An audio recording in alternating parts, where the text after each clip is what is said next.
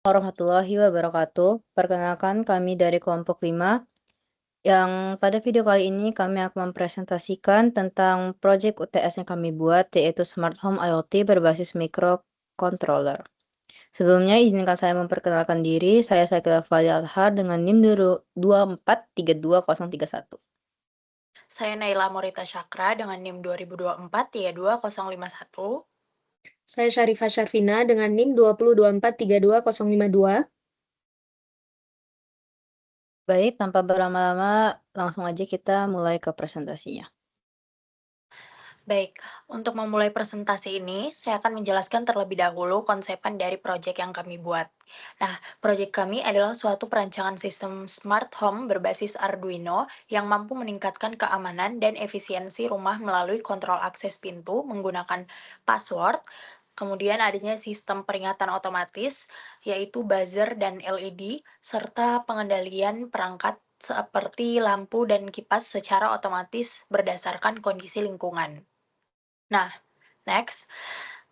Adapun problem statement dari proyek kami, yaitu yang pertama tidak adanya sistem kontrol akses pintu yang aman dan terkontrol, kemudian kurangnya sistem peringatan dini terhadap gangguan keamanan, lalu ketidakefisien pengoperasian perangkat elektronik seperti kipas, dan juga tidak adanya sistem respon otomatis terhadap kondisi tertentu di dalam rumah.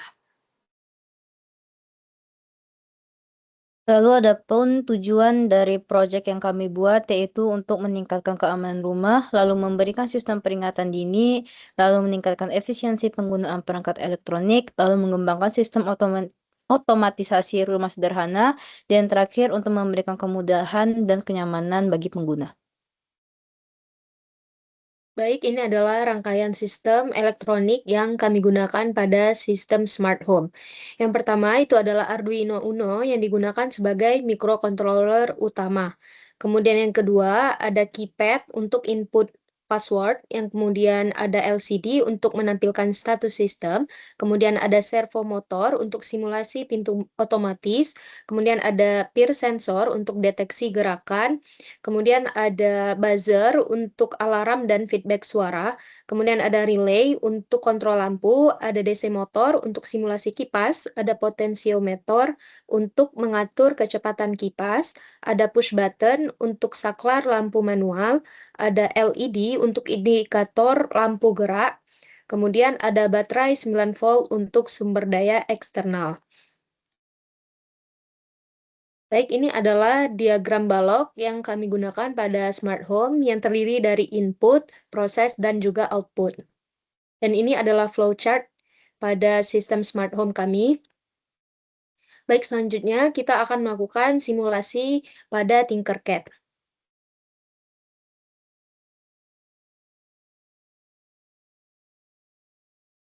Langsung saja kita akan memulai start simulasi.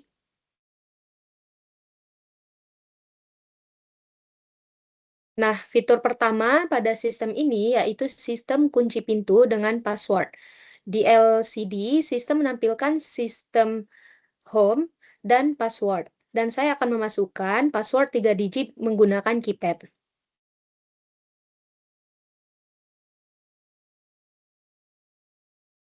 Jika password benar, dan setelah menekan bintang, LCD akan menampilkan akses granted dan servo berputar 90 derajat sebagai simulasi pintu terbuka, lalu otomatis menutup kembali.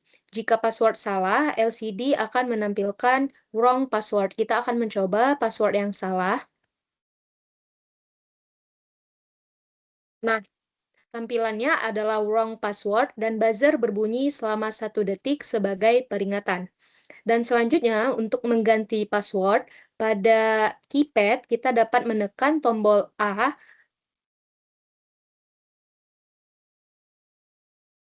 lalu memasukkan password baru. Dan sistem akan menyimpannya ke EEPROM dan tetap tersimpan walaupun Arduino dimatikan. Fitur kedua adalah deteksi gerakan menggunakan sensor peer. Ketika ada gerakan terdeteksi di depan sensor, buzzer akan langsung menyala sebagai alarm. dan LED indikator ikut menyala. Ketika tidak ada gerakan, keduanya kembali mati secara otomatis.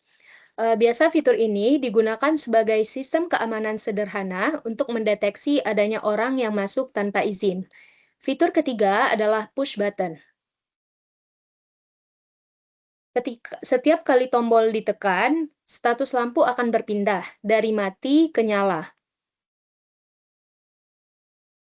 Atau sebaliknya, relay yang terhubung ke lampu akan aktif atau non-aktif mengikuti tombol tersebut. Hal ini mensimulasikan saklar lampu manual yang ada di dalam rumah. Fitur keempat, itu adalah pengaturan kecepatan kipas menggunakan potensiometer.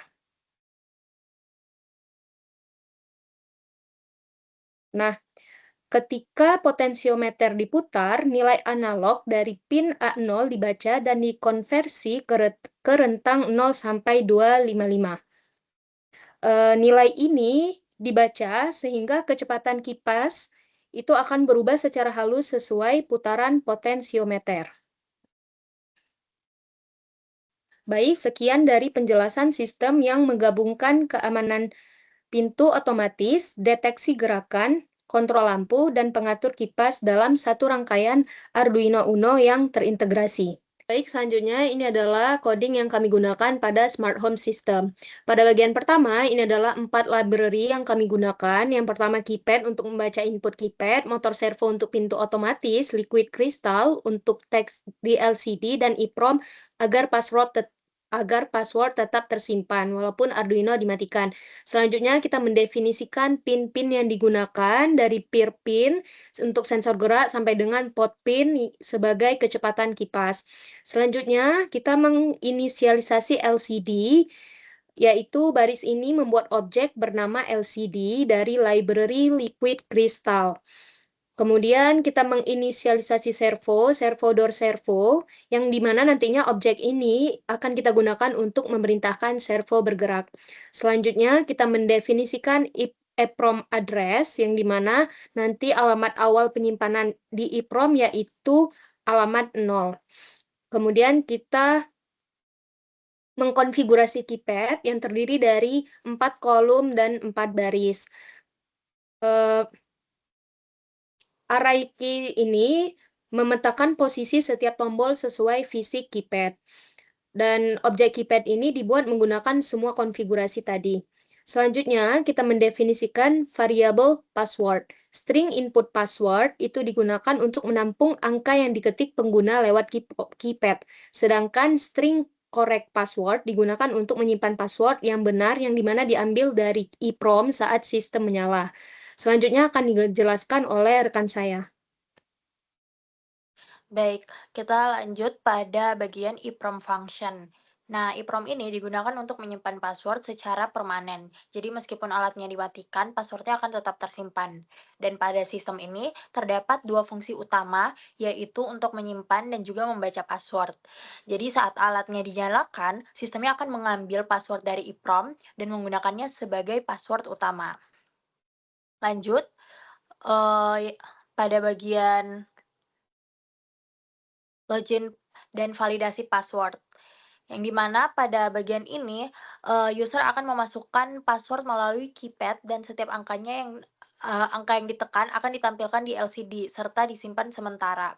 Kemudian jumlah passwordnya dibatasi hanya 3 digit agar lebih sederhana. Dan untuk melakukan verifikasi, usernya akan menekan tombol bintang dan pada saat itu sistemnya akan membandingkan antara input dari user dengan password yang tersimpan.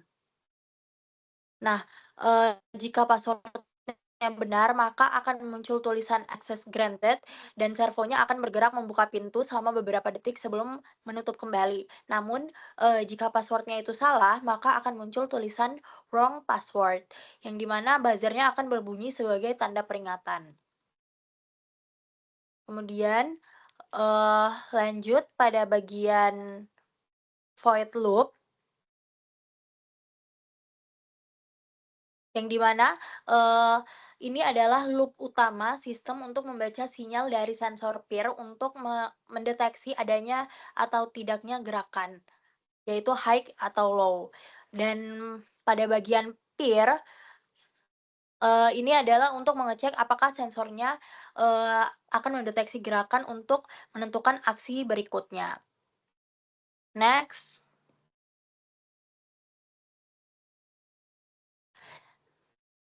Nah, selanjutnya yaitu, pada bagian reset dan juga ganti password, yang di mana, selain, ada fitur-fitur tadi, terdapat juga fitur tambahan yaitu reset dan juga ganti password.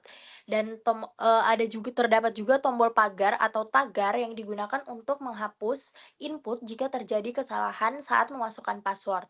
Sedangkan, pada tombol A digunakan untuk mengganti password dan user-nya akan diminta untuk memasukkan password baru sebanyak 3 digit. Kemudian password tersebut akan disimpan ke EEPROM dan menjadi password baru yang digunakan sistem. Dan dengan adanya sistem ini, keamanan pintu akan menjadi lebih terjaga karena hanya bisa diakses menggunakan password yang benar dan password juga bisa diubah sesuai dengan kebutuhan.